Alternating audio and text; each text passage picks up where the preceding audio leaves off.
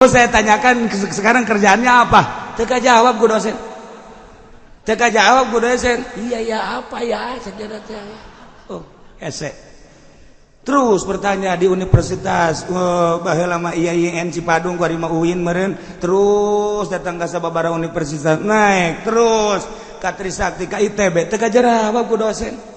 Aya lah kiai nu sok di masjid bae, nu magahana ge lah paling ge 20-an nu bari batuk bae.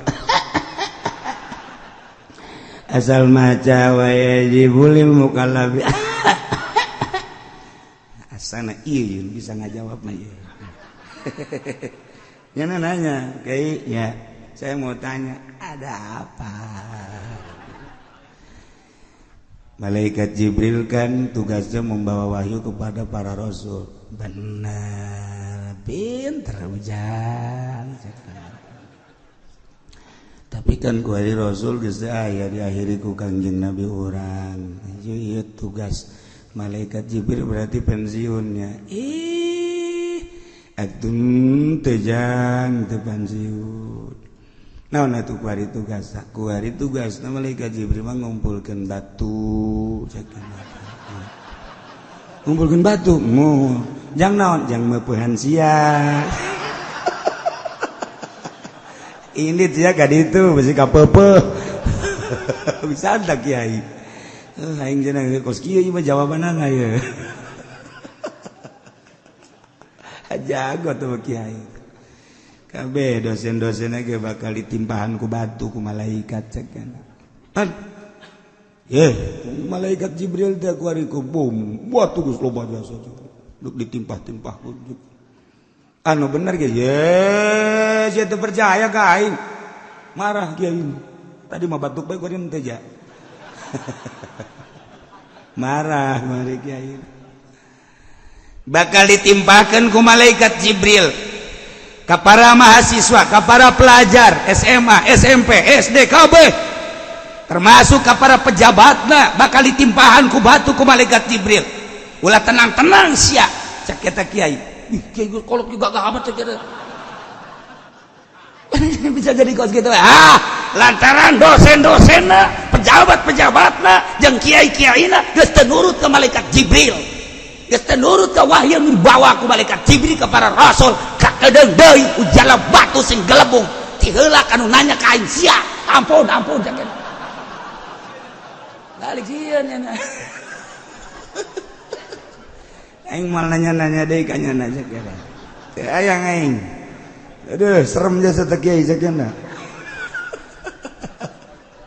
ieu awa amina ahlul qura masyaallah tuh mantek ulah sembarangan nanya ka kiai ahli Allah mah bakal malik ka nyana sorangan itu kiai sok diuk baik itu emang gua mah gitu jawabanna meyakinkan kiai maksudnya geus tata mahasiswa barang datang ka imah aing bingung cenah deuk nyieun artikelna ya bingung ye makalahna kumaha ye masa malaikat Jibril ngumpulin batu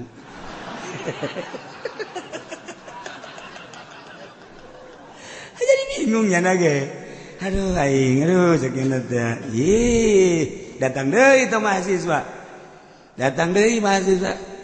kiai jangan sembarangan sakeuna ini harus berdasarkan dalil sebab saya sedang membuat itu makalah yang akan diajukan ke dosen. Jadi kalau saya ini bertanya harus ilmiah jawabannya. Diuk siap bego. Oh, nyana geus geter-geter. Aing sekali ieu cenah lah geus lang moal nanya deui geus aing mah. Ieu dibere ayatna ieu. Afa wa aminalul qura dua ayat afa aminalul qura ayatihum basuna bayatan wa hum naimun awa aminalul qura ayatihum basuna duha wa hum yal'abun emang tiba heula ge malaikat Jibril anu dititah nyiksa ku Gusti Allah teh diinstruksikeun ku Gusti Allah melalui malaikat Jibril balikeun itu nagara anu dicicingan ku kaum Kangjeng Nabi Lut balikeun Jibril nu dititah. Jibril itu bere angin kaum Kangjeng Nabi Hud tiupkeun angin instruksikan Jibril nu dititah. Nah baca ku sia ayat ieu ketika dosen ngadidik geus teu karena Allah karena materi jeung duit. Ketika rektor hanya untuk mencari sesuap nasi di universitas jeung di institut. Ketika kiai ngajar geus teu ikhlas, hanya memamerkan ilmu-ilmuna di berbagai majelis taklim, berbagai kantor dan berbagai tempat-tempat. Tunggu tanggal mainnya. Jibril bakal datang nyiksa kiai-kiai tersebut. Kadenge ku teu sia mahasiswa. Geus kula moal nanya di sabada sia, indit sia ka ditu. Diperdalam kunyana ieu ayat ieu bener, begitu diperdalam ceriknya. Diberi hidayah ku Gusti Allah. Setelah hidayah neangan guru, kapanggihlah jeung seorang wali Allah nyana berguru ditinggalkeun ku nyana. Pendidikan formal anu nyana meunang kitu. Ngaji atau sekolah dididik di SD SMP. Orang Indonesia moal dibejakeun ngaranna hirup keneh. Moal dibejakeun ngaranna hirup keneh ku aring geesan nyana. Tetapi setelah saya sarjana, geus ditinggalkeun di Piceun, mun di urang Ki Mupasir, eta teh sarjana hukum esa di Piceun ku nyana. Kasarjanana topi nu hideung nu aya buntutan ka dieu teh. Masterna geus eueuh, eta Ki Mupasir tanya ka Ki Mupasir. Salah saurang deui mahasiswa nu ieu nu kokula didongengkeun nu bertanya-tanya tentang malaikat Jibril, dijawab nu ngajawabna geus maot kiai di Bandung. Nah, kuari nanyana ibadah ka Gusti Allah. Bahkan Menteri Penerangan Harmoko datang ke manehanana. Terus diskusi jeung Harmoko, mantap Harmoko kuari henteu berkeliaran ge, selalu jeung manehanana bertobat. Ge, lamun Harmoko baheula jadi Menteri Penerangan, ditambah deui menteri luar biasa, ditambah deui menteri luar kebiasaan. Nyana geus bunga mana kuari. A'udzu billahi minasy syaithanir rajim. Bismillahirrahmanirrahim.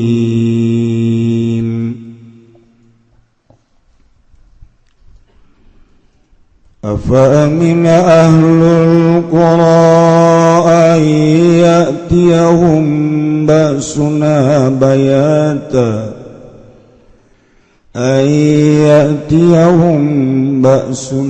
بياتا وهم نائمون الله أعلم بمراد أن تمك ngarasaman sapa ahli negara al-mukadzibuna kang ngagorohkeun kabeh ayat yaum saking enta tekahum ing ahlul qura basuna pasiksa ingsun agung azabuna tegese siksa ingsun agung bayatan leungi lailan tegese wengi wa hum utawi ahlul qura naimuna iku kang turu kabeh gofiluna anu tegese kang lali kabeh anu saking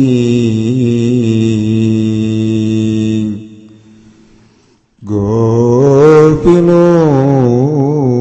anu tegese kang lali kabeh anu saking azabuna.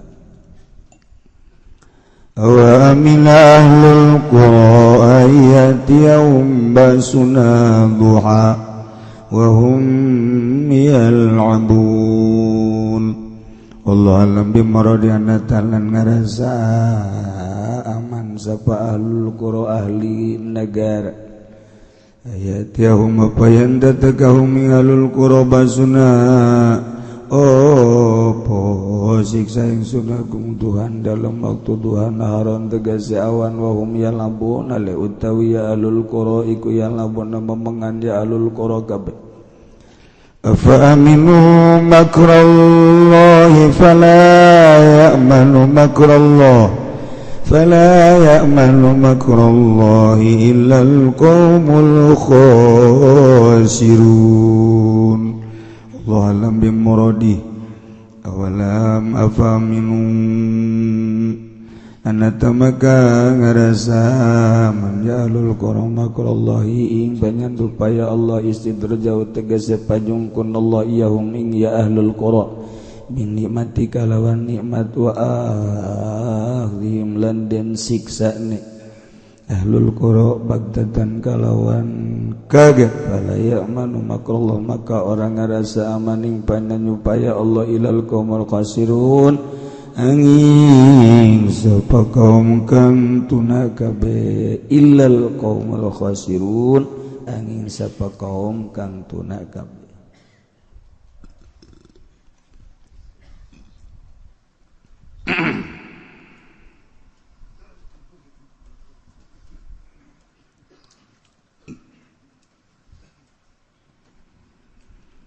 Allah ngajelaskeun tentang ahli-ahli negara khususna kaum ahli Mekah nu balang kawarah teu iman ka para utusan-utusanana anu balukarna kusebab teu iman ka para utusanana disiksa ku Gusti Allah. Didongengkeun ku Gusti Allah tentang kaum Kangjeng Nabi Lut. Didongengkeun ku Gusti Allah tentang kaum Kangjeng Nabi Soleh. Dicaritakeun ku Gusti Allah tentang kaum Kangjeng Nabi Syuaib. Caritakeun ku Gusti Allah tentang kabangkawarahan kaum Kangjeng Nabi Hud, kaum Kangjeng Nabi Nuh, jeung nabi-nabi nu lainna anu teu percaya ka para nabi-nabina disiksa ku Gusti Allah Subhanahu wa taala. Cek Gusti Allah sing hade lain eta bae. Eta teh jang percontohan-percontohan, jang itibar-itibar. Ketika negara mana bae kaumna teu nurut ka rasulna, teu nutup kemungkinan ku aing disiksa kaum tersebut. Masya Allah. Konsepna hayang mahmur, berlimpah ruah cara kamari hiji amanu nomor kedua wat taqwa iman jeung taqwa. Masya Allah babari di ngomongkeun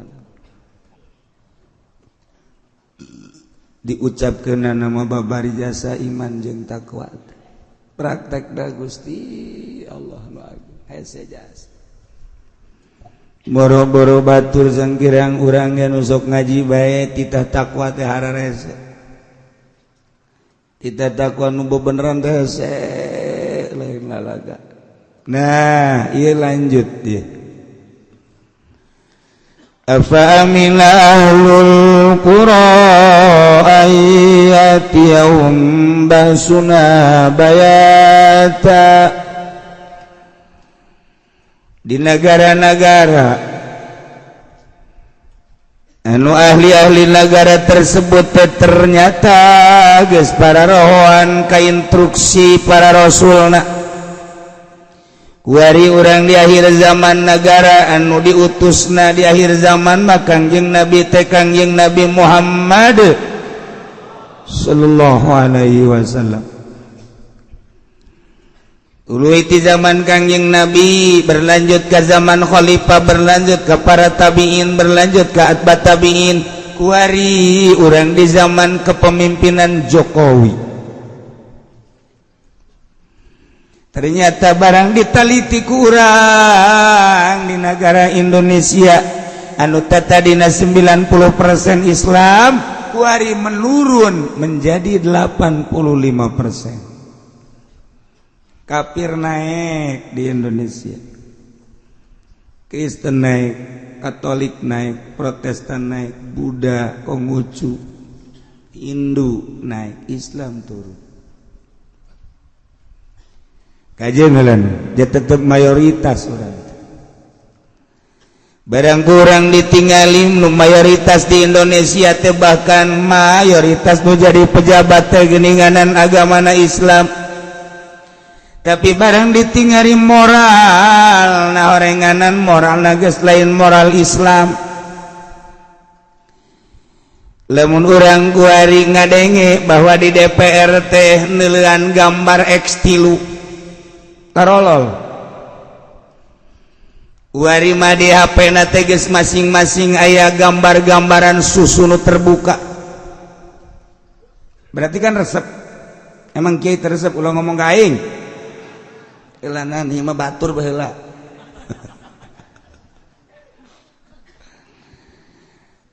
Eta keur carita si HP na. Keur carita eta bagian daripada moral. Kuari lamun urang carita anu geus kanyahoan ku urang sabaraha menteri anu ngurusan negara urang anu disel, sabaraha gubernur nu eta teh ngurusan agama urang nu disel, sabaraha bupati nu ngurusan negara urang nu disel, sabaraha camat, sabaraha lurah. Berarti moral bangsa teh penggedena bagi geus kos kitu. Kuari neuleuh rakyat, ya Allah ya Rabb. Urang deuli di pengajian kos kieu mareke kopeah mareke tiung teh. Ketika geus bubar jelemana ieu kene tiungna dipiceun. Deui kumaha deui coba ieu. Tarolah urang mah geus kaeusi di jero benak hate ku ilmu. Aya ngarajadadasieun ka Allah, tapi nu teu ngaji. Lamun urang neuleuh di ditu di Cikupa di perumahan naon ngaran nu di Cikupa teh?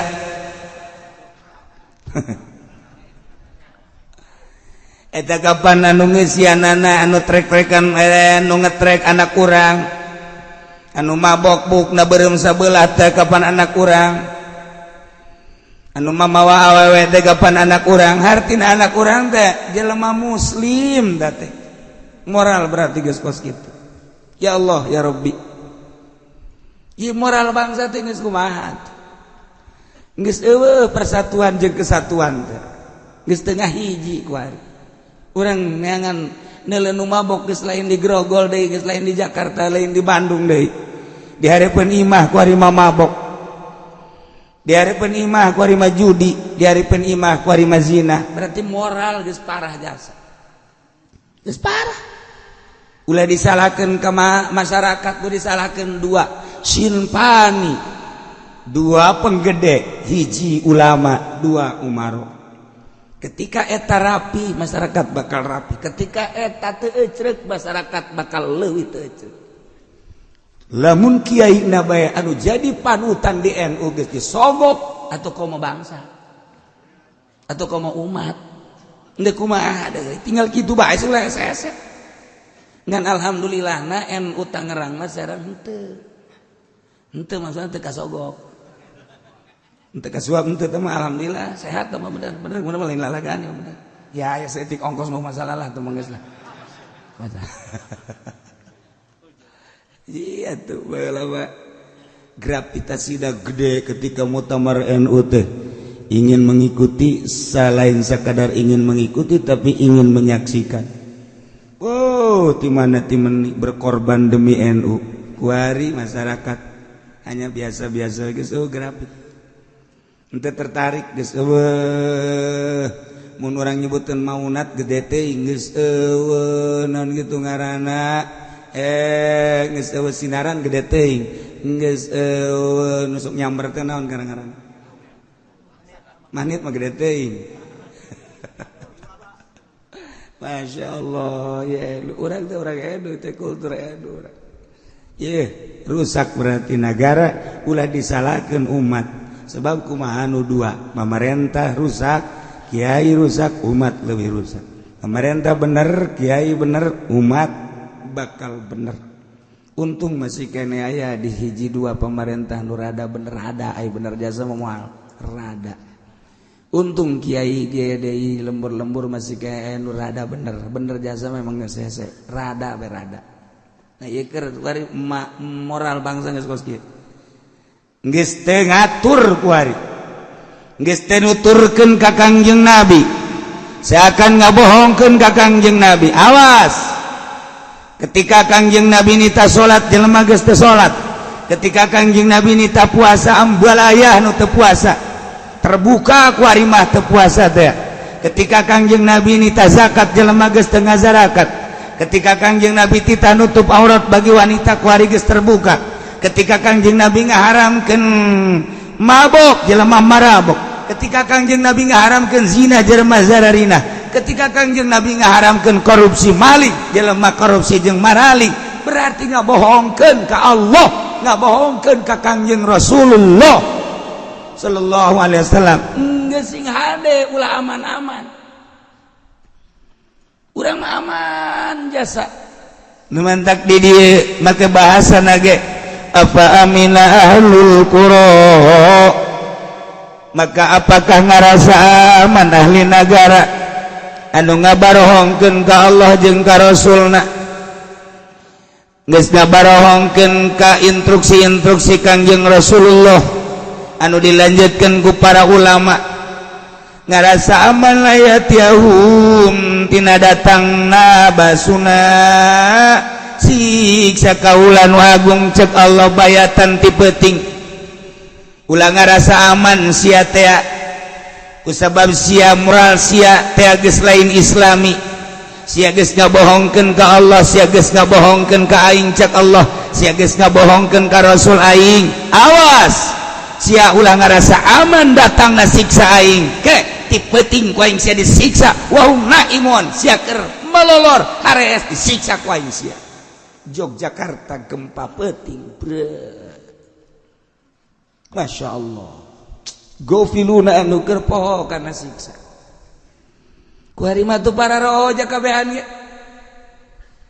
Urang inget so tadi jero pangajian ja geus kalaluan mah paroho kabeh ge. Kumaha para rohona? Atuh kiai bae ge sanggup nonton TV ti isuk datang ka magrib datang ka peuting kiai eta kiai. Goblok teh si kiai. Tolol teh kiai. Lah cek aing mah minggu hareup moal ngaji. Deuna ge. Atuh kiai berjamaah jeung santri nonton main bola di TV. Cak jana istiqomah jana. Kan poho ka Allah eta ngaranna poho ka Allah. Geus puguh nya beralasan ieu mah cenah kiai boga TV ge jangan ngadengekeun berita tuh kumaha sia bae. Sia-sia nu boga atuh sia-sia anu bisa atuh aing mah teu hayang teu naon. Allah satu sia teu kudu ngomong ka aing. Bener sia kitu, bener sia, salah sia. Ya ternyata tuh karena rieu bae jadi TV teh. Kiai baheula mah kula nosok di dongeng-dongeng kapan Kiai Hairun teh mun urang nyaba dihareup aya kitab mun nyaba kebenarannya keur aya di patengahan di tengah patengahan aya kitab mun nyaba keur di dapur aya kitab mun nyaba nyana keur di luar aya kitab jak kitu Kiai baheula mah. Kiai kuari mah jang paranti nonton TV di hareup TV-na aya, jang di tengah TV-na aya, jang di dapur TV-na aya, jang urang dapur di kamar ge aya TV. Kiai kuari mah TV. Bahkan kurang puas meuli HP-na ge nu gede teh nu aya layaran HP naon teh. Tuh, sia mah nyahoban. Keur ngising ge nonton TV nonton TV. Berarti kan rusak jasa ieu. Rusak jasa, masya Allah. Tapi urang ngarasa aman bae ku karusakan eta. Nu mantak aya Hamzah fa amina ahlul qura. Hamzah lil inkar li taubih. Hei masyarakat Indonesia, cak Allah ya cak Allah. Ulah ngarasa aman sia. Afa amina ahlul qura. Ulah ngarasa aman sia. Ku ahli-ahli negara masyarakat ngabohongkeun ka Rasul aing.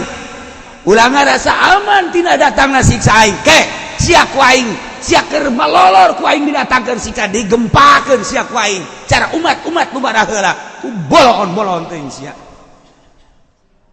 kita takut itu ulah tak fa amina lil inkar atau li taubeh cek Gusti Allah ilmu aya di sia pangarti aya di sia masyarakat amburadul ku sia diantepkeun aduh sia teh kunaon ngarasa aman-aman teuing atuh sia teh kana datangna siksa aing ku bego sia teh ilmu sia teh eta teh titipan ti aing kunaon ilmu sia teh teu ngajagaan ka sia eta teh hawa nafsu sia nu pohara jasa hehe cak Gusti Allah nanaonan sia taubeh teh ku tolol-tolol teuing sia tuh deuh masyarakat ahli nagara anu geus rusak tapi sia ngarasa aman we deleukeun sia lamun sia ngarasa aman we kade sia deuleuh umat nu baheula ngahinakeun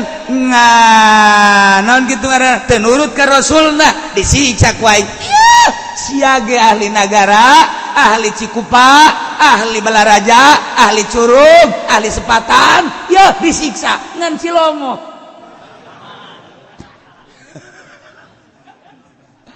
aman sebab eueuh nu zina di Cilongok mantep nu mabok eueuh nu judi eueuh di Cilongok mah aya ge di Balaraja ngan di deuleu KTP-na urang Cilongok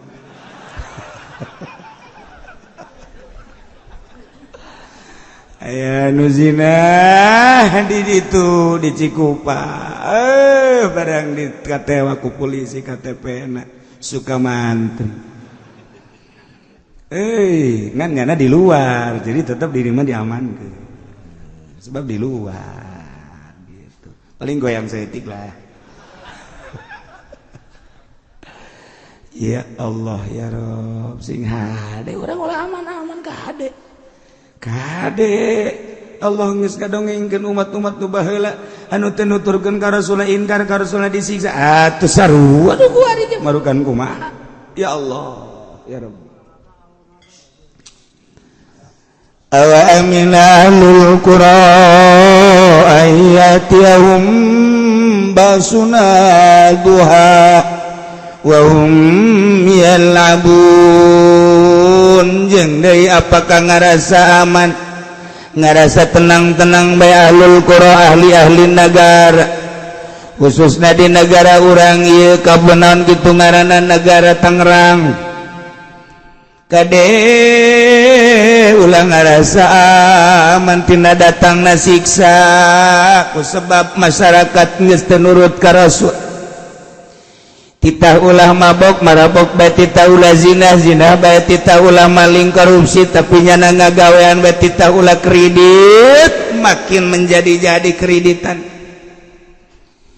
cek jana ulah ngadengekeun kiai di Cilongok mendingan ngadengekeun kanu ngahalalkeun bela jasa sarua bae itu kiai awas ya tsunami datang sia ulah ngarasa aman ahli-ahli negara tina siksa Allah sebab telurut ka Rasulna awas ya siksa ku aing cak Gusti Allah duhan waktu duha wa hum yalabun ketika nyana heureuyan ulinan ameng-amengan keur lalagan dele Aceh waktu duha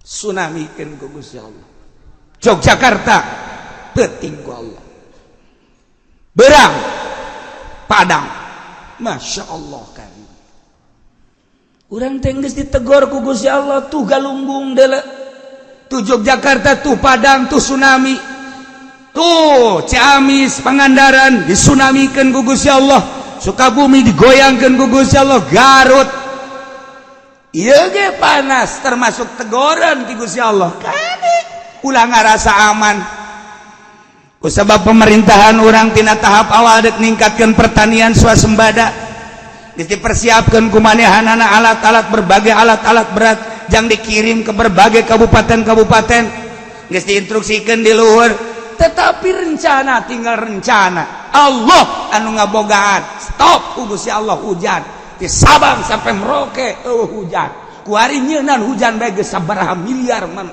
pemerintah emang iya hujan teh anang asli lain sia mah teh nyaona naon ditanya geus hujan entos Kiai alhamdulillah banjir aya guludugan eueuh sabaraha miliar kuari kerugian lain kerugian ieu-ieun hujan nembakan hujan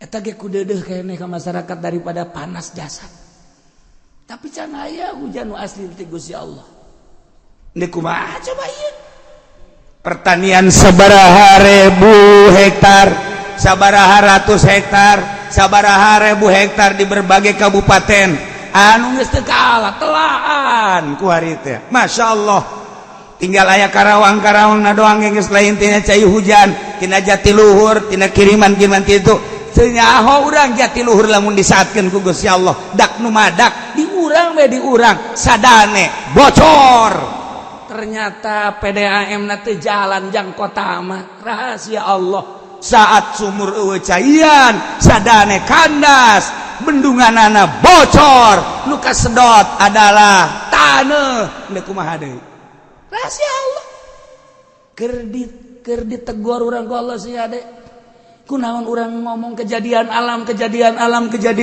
kieu lah alam balikeun atuh pikiran ieu langit nu Allah ieu bumi nu Allah urangna nu Allah kita nurut ka Allah ketika teu nurut ka Allah melalui rasul jeung ulama nu balaleuneur teu nurut siksa sia wae ieu kakarak teguran-teguran tetep bae sugan aya pamarentah anu ngadengungkeun tobat can aya sugan aya kiai ayu urang tararobat can aya teu bae kiai ge nunggu instruksi ti pamarentah sebab naon aya instruksi mah sugan bae aya ieu tama moal beres tobat kos gitu mah timbul tina nurani atuh timbul ieu masya Allah karing hararese amat tuh orang lamun nyebut nurani ngeunaheun asup ka jero hate tamun nyebut birani cimba eta mah iya nah ya tegar ku Gusti Allah ulah ngarasa aman hei ahli Cikupa ulah ngarasa aman hei Sepatan ulah ngarasa aman hei Tangerang seluruhna bupatina instansina para kiaina ahlul qura kabeh berarti tina pejabat ulama jeung masyarakatna awamina ahlul qura ulah ngarasa tenang-tenang bae dibere panas ulah titah tobat tah coba beuh lamun aya bupati kuari ngayakeun kitu pembersihan tidak boleh ada yang mabok ketika ada yang mabok panggil gesel ketika aya nu zina panggil mun aya rangda bawa ka ditu ka pendopo amankeun ku bupati mantap cek bupati teu kudu dititah kiai teh mah aya rangda diamankeun mah kabehan ulah nungguan cuman tak ahli-ahli Allah mah kuari ge hudang ti peuting henteu mikiran sorangan mandi salat terus tadarruk ka Allah tahajud salat hajat terus ka Gusti Allah ya Rabbi ieu teguran ti Gusti panas lain lalagaan lantaran can aya tanda-tanda ndek hujan menurut ahli palakan kadeuleu tanda-tanda lamun ndek aya hujan mah duku kula dicaritakeun kamari teh lantaran malaikat nu ngageugeuhna per tahun per bulan per minggu per harina teh aya ngaran-ngaranna nyana selalu mere tanda-tanda lamun ndek hujan mah malaikat poe ieu teh malaikat kukula moal dicaritakeun ngaranna mun urang nyaho bahwa nyana teh mere tanda ndek hujan malaikat anu ngageugeuh poe ieu malaikat anu ngageugeuh dina minggu ieu mere diantarana tanda dek hujan teh aya angin anu tiis kana ceuli cek malaikat ku aing dibere ketika endek hujan asli ti Gusti Allah ceuli katiup ku angin tiis tuh mulai aya sia mah teu memperhatikeun kan tiup ku malaikat ditiup teh malaikat tilok main-main malaikat memang main-main teu mun malaikat main-main bahaya mun aya malaikat lalagaan kamari ke tahun baru jelema make trompet pratet malaikat Israfil neuleuh wah nu aing jadi tiup ya kuai brot atuh bahagia cilaka ujiannya kumaha gitu malaikat bantu terpancing, emang kipu doli terpancing. Lamun malaikat Israfil terpancing urang geus aya di mana meureun. Atuh henteu ceuk nya aing menungguan instruksi bae.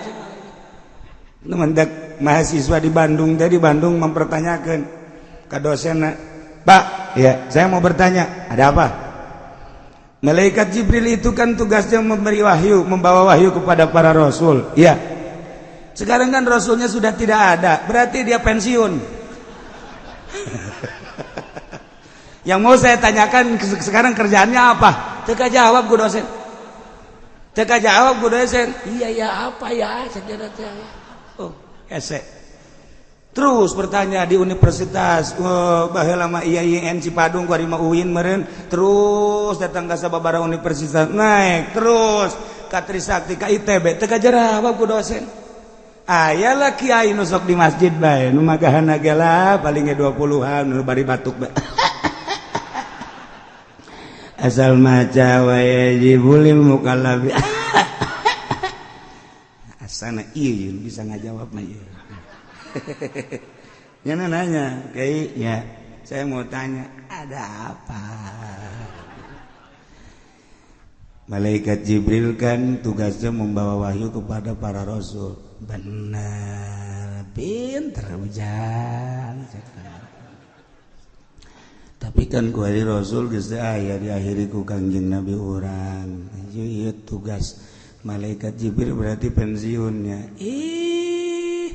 Atun tejang teu pensiun.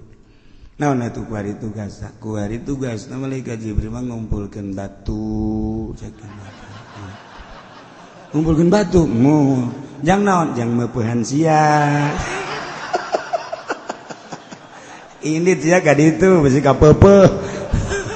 Bisa tak kiai? Aing cenah kos kieu mah jawabanana ye. Jago tuh kiai. Kabeh dosen-dosenna ge bakal ditimpahan ku batu ku malaikat cek kan. Malaikat Jibril teh ku ari ku bom, batu geus loba biasa duk ditimpah-timpah ku. Anu bener ge, saya teu percaya ka aing. Marah kiai. Tadi mah batuk bae ku teh ja. Marah mari kiai. Bakal ditimpakan ku malaikat Jibril ka para mahasiswa, ka para pelajar SMA, SMP, SD, KB, termasuk ka para pejabatna bakal ditimpahan ku batu ku malaikat Jibril. Ulah tenang-tenang sia cek eta kiai. Kiai kolot juga gak amat cek eta. Bisa jadi kos gitu. Lantaran dosen-dosenna, pejabat-pejabatna jeung kiai-kiaina geus teu nurut ka malaikat Jibril. Geus teu nurut ka wahyu dibawa ku malaikat Jibril ka para rasul, ka kedeung deui ujala batu sing gelembung ti heula kanu nanya ka aing sia. Ampun jangan. Balik sieun nya. Aing mal nanya-nanya deui ka nya aja kira. Teu aya aing. Aduh, serem jasa teh kiai sakeuna. Iya awa amina ahlul qura, masyaallah. Teman-teman ulah sembarangan nanya ke kiai ahli Allah mah. Bakal malik kanyana sorangan. Itu kiai sok diuk baik itu emang kumaha kitu jawabanna. Meyakinkan kiai maksudnya. Geus, teh mahasiswa barang datang ka imah aing bingung cenah ndek nyieun artikelna ya bingung ye, makalahna kumaha ye masa malaikat Jibril ngumpulin batu.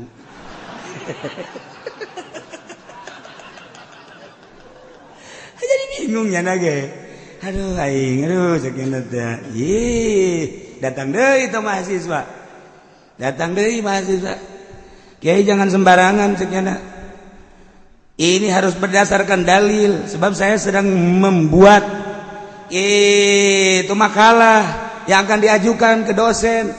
Jadi kalau saya ini bertanya harus ilmiah jawabannya. Diuk siap bego. Oh, nyana geter-geter. Aing sekali ieu cenah lah geus lang, moal nanya deui geus aing mah. Ai dibere ayat deui. Afa wa minalul qura, 2 ayat. afamilalul qura ayatiyahum basuna bayata wa hum naimun awaminalul qura ayatiyahum basuna duha wa hum yal'abun. Emang tiba heula ge malaikat Jibril anu dititah nyiksa-nyiksa ku Gusti Allah tadi instruksikan ku Gusti Allah melalui malaikat Jibril. Jibril balikeun itu nagara nu dicicingan ku kaum Kangjeng Nabi Lut, balikeun. Jibril nu dititah. Jibril itu bere angin kaum Kangjeng Nabi Hud, tiupkeun angin instruksikeun. Jibril nu dititah. Nah, baca ku sia ayat ieu. Ketika dosen ngadidik geus teu karena Allah, karena materi jeung duit. Ketika rektor hanya untuk mencari sesuap nasi di universitas jeung di institut. Ketika kiai ngajar geus teu ikhlas, hanya memamerkan ilmu-ilmuna di berbagai majelis taklim, berbagai kantor dan berbagai tempat-tempat. Tunggu tanggal mainnya. Jibril bakal datang nyiksa kiai-kiai tersebut. Kadenge ku teu sia mahasiswa. Geus kula moal nanya di sabada sia indit sia ka ditu diperdalam ku nyana ieu ayat ieu bener begitu diperdalam ceurignya dibere hidayah ku Gusti Allah. Setelah hidayah neangan guru kapanggihlah jeung seorang wali Allah nyana berguru ditinggalkeun ku nyana pendidikan formal anu nyana meunang kitu ngaji atau sekolah dididik di SD SMP orang Indonesia moal dibejakeun ngaranna hirup keneh ku haring geesan nya nama. Tetapi setelah saya sarjana geus ditinggalkeun di Piceun mun di urang ki Mufasir eta teh sarjana hukum esa di Piceun ku nyana kasarjaanana topi nu hideung nu aya buntutan ka dieu teh masterna geus eueuh eta ge Mufasir tanya ka Mufasir salah saurang deui mahasiswa nu ieu nu kukula didongengkeun nu bertanya-tanya tentang malaikat Jibril dijawab nu ngajawabna geus maot kiai di Bandung. Nah ku hari nanyana ibadah ka Gusti Allah bahkan menteri penerangan Harmoko datang ka manehanana terus diskusi jeung Harmoko mantap Harmoko kuari henteu berkeliaran ge selalu jeung manehanana bertobat ge lamun Harmoko baheula jadi menteri penerangan ditambah deui menteri luar biasa ditambah deui menteri luar kebiasaan nyana geus bunga mana kuari geus tobat nyana mah dipenta ge dipenta kuari dipenta komentar tentang Indonesia teu daek geus teu daekeun. Sulit saya untuk mengomentari di Indonesia. Cak Harmoko hirup kene ku ada Harmoko nage. Enggak saya mau dipenta sabaraha. Kitu penggede datang ke manehna sabaraha. Wartawan datang ke Harmoko tetap bungkem. Sulit. Sebab itu bekas saya. Sebab dari saya lengser bukan makin membaik, makin hancur. Sejak saya menjabat saja sudah begitu, apalagi sekarang. Jadi mau membicarakan tentang Indonesia bagaimana? Harmoko na hirup kene. Ya cenah kiai nang nyana ulah nanyakeun ka aing. Si kiai nang di mana nyokos itu ulah sok nanyakeun, saekeun sia ku aing. Ye, hirup kene Harmoko. Tuh, emang kumaha? Mungkin ya nama. Embung, tidak mau saya. Eta teh kos kitu teh dipublikeun di koran. Sebab naon? Ngisinkeun bangsa. Orang luar negeri emang teh loba nu datang ke Harmoko di Inggris, di Amerika. Loba nu datang. Tetapi apa pernah dijawab tentang Indonesia? Tidak. Ketika nanya tentang Indonesia, tanyalah kepada pejabat yang sekarang sedang menjabat. Ketika ditanya bagaimana Pak Harmoko tentang Presiden Jokowi, Jokowinya masih hidup, tanya Jokowi. Bagaimana tentang PDI, Megawatinya masih hidup, tanya Megawati. Harmoko geus teu daek. Masya Allah, hebat jasa. Geus sia nama. Ku hari mau sajadah, salat. Boga perusahaan leuletika jeung sakadar nutupan kabutuh manehanana. Indah jasa hirup tah. Nyana sering berdiskusi jeung mahasiswa eta kabeneran aya guru seorang kiai ahli Allah nyana ngaguru kadinya asup ka jero hatena ninggalkeun dunia perpolitikan, perekonomian, perbudayaan ku hari menuju ilahi Allah Subhanahu wa ta'ala. Ilah ayat bedas lain lalagan. Lamun ahli negara wari brutal, moralna rusak, kemudian tersadar timimiti anu ngageueuh dia ta wilayah kabupaten, bupati jeung instansina, provinsi, gubernur jeung seperangkatna, luhur RI 1, para kiaina baik di MUI tingkat atas, MUI tingkat daerah, MUI tingkat kecamatan, tersadar leuleuh kebangkrutan moral bangsa. Awas cak Gusti Allah, ulah tenang-tenang atuh sia. Siksa ku aing sia mun teu penting beurang ku aing sia disiksa.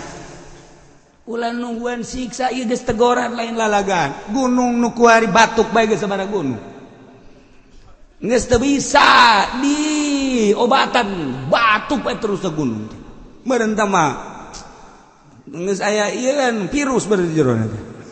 Ieu geus teu bisa. Masya Allah. Lain lalagan ya di urang teh. Panas sing hade. Tegoran ti Gusti Allah. Hujan hanya sekedar buatan. Jang supaya niiskeun daerah ulah terlalu panas. Hujan asli mah asup ka taneuh timbul cai ti handap ka luhur. Ieu mah teu. Hujan asli mah lain deui, lamun tas hujan jukut jarara di harejo. Ieu mah teu. Gitu coba. Tetapi tetap orang alhamdulillah rada tiis bae. Ngan lain eta, coba nu kudu disadarkeun lain hayu babarengan, lain hayu kompetisi jeung Allah. Panas, hujankeun ku aing, panas, hujankeun ku aing. Aing ge bisa nyieun hujan, aing ge bisa nembak hujan, aing ge bisa. Ya, cek Gusti Allah, dipanaskeun leuwih, mantep sia ku aing. Ye, sembarangan cek Gusti Allah. Lain hayu nasehatan masyarakat dulur. Wayahna coba nu mabok, eureun mabokna ke geus musim hujan mabok deui.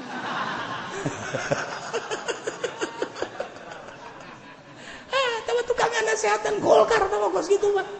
Tiluk bareres. Oh bener dengan nasehatan anak. Masya Allah Karim. Nah iya ditegur ku Gusti Allah. Deuleuh umat nu baheula. Teu nurut ka Rasulna siksa ku aing. Tidak menutup kemungkinan kuari teu nurut ka Rasul aing siksa ku aing. Ulah ngarasa aman sia nonton TV bae, nonton film bae, SMS-an bae, HP-an bae sia dan lain-lain sebagainya. Terus korupsi, terus maling, terus zina, terus mabok dan lain-lain sebagainya. Delekeun ku aing mun teu beurang penting siksa sia ku aing. Na'udzubillah min dzalik. Afa aminu makrallah fala ya'manu makrallahi illal qaumul khasirun. Maka apakah ngarasa aman ahli negara karena panyupaya Allah yang istidrajuhu karena panyungkun Gusti Allah terhadap ahli negara binikmatiku nikmat diberikan nikmatan ku Gusti Allah ahli-ahli negara terutama di Indonesia. Sebab di Indonesia mah dipikabi tahu negara-negara saja loba kanikmatan anu timbul ti bumi, anu ti diri urang kanikmatan sehat, kanikmatan segala rupa loba dibere ku Gusti Allah hasil bumi anu luar biasa. Urang digali dihandap timbul emas, digali dihandap timbul logam, digali dihandap batu ambalaya. Geus puguh di Garut tiba heula ge aya batu-batu Garut. Kuari mah batu Garut teh aya nu beureum aya nu koneng baheula mah khusus batu Garut teh ngan hejo unggul. Saingan jeung Jamrud lantaran boga kekerasan anu luar biasa ketika geus ngenclong bagus batu Garut seimbang jeung Jamrud baheula. Kuari mah nu koneng aya nu beureum aya nikmat ti Gusti Allah. Eta teh panyungkun ti Gusti Allah jang ibadah. Dikaluarkeun deui di ditu di Medan batu bacan, dikaluarkeun deui di Aceh batu giok, dikaluarkeun deui di berbagai daerah. Masya Allah batu ieu lain lalagaan di urang mah subur jasa ti mimiti emas baheula mangan cikotok doang. Kuari mah di Palembang timbul emas, di Garut timbul emas dan lain-lain sebagainya. Geus puguh di Brebes mah emas teh sakopeah mah lulu. Lain lalagaan emas mah lulu. Emas tono tah mah. Logam teh perak teh perunggu teh ya Allah ya Rabbi. Lamun urang ningali pabrik besi baja ti koran aya di urang lain lagan teu beak-beak besi datang kanu jadi direkturna datang kanu jadi bosna urang Australia urang luar negeri urang Indonesia hanya jadi karyawan biasa. Masya Allah karim geus puguh lamun urang nyaritakeun emas anu aya di luar anu dibawaan ku Amerika urang mangan sakadar memandang dipuatkeun ka kapal diproduksi di urang diproduksi di kapal gelenyeng dibawa ka ditu urang nu bogana sebagai bangsa Indonesia ngan sakadar neule doang nu untungna hanya penggede di luhur jeung Amerika nu urang teh lain nagaranya negara nu urang bar pajak terus-terusan ketika urang teu mayar pajak marahnya anak tetapi keuntungan anak lain dipakai ngebangun bangsa jeung negara hanya nyana doang ngan presiden urang mah tetep henteu korupsi henteu kanyawan teu korupsina nyana mah kempleng henteu nyana mah atuh gendutan Haji Pendi ja nyana mah iyalah afa amina ahlul qura ayatihum basuna bayata wa hum naimun awamin ahlul qura ayatihum basuna duha wa hum yalabun. Apakah ngarasa aman ahli negara kana panyungkun Allah disungkun naik jabatan tadina jadi staf kuari naik jadi camat indahkeun deui ku Pak Bupati langsung naik jadi sekda langsung naik deui bahkan bisa jadi bupati bisa naik jadi gubernur eta teh hakikatna mah meunang ti Gusti Allah naik jadi menteri naik jadi RS awas panyungkun ti Gusti Allah dibere jabatan kade mun teu dipake ibadah siksaan wae ketika disungkun ku Gusti Allah usaha ieu maju usaha ieu maju usaha ieu maju jadi kelas orang teh di dunia teh mungkin tina 100 pengusaha dunia orang teh bagian anu kesekianana luar biasa panyungkun ti Gusti Allah leletikanana urang dagang nu tadi nama biasa bae kuari barada maju panyungkun ti Gusti Allah pake ibadah nurut ka Kangjeng Rasul henteu nurut siksa bakal ketika orang dibere awak sehat urang dipake muyah maye lalagaan heureuyan pake maksiat ka Gusti Allah disungkun ku Allah dah cek nya aing teu naon awak aing dipake maksiat ge geuninganan Allah kieu bae ka aing mah deleukeun sakedeung deui panyungkun ti Gusti Allah bakal dicabut diganti ku siksa sing deui lain lalagaan nah nu mantak ditegur ku Gusti Allah afa aminum makrullah apakah ngarasa aman ahli negara karena panyungkun Gusti Allah dengan nikmat awas bakal dibere siksa sekaligus kade fala ya'manu makrullah teu ngarasa aman kana siksa Allah teu ngarasa aman kana panyiksa Allah illal qaumul khasirun kecuali kaum-kaum anu rugi jelema nu ngarasa aman jelema rugi jelema nu ngarasa tenang jelema rugi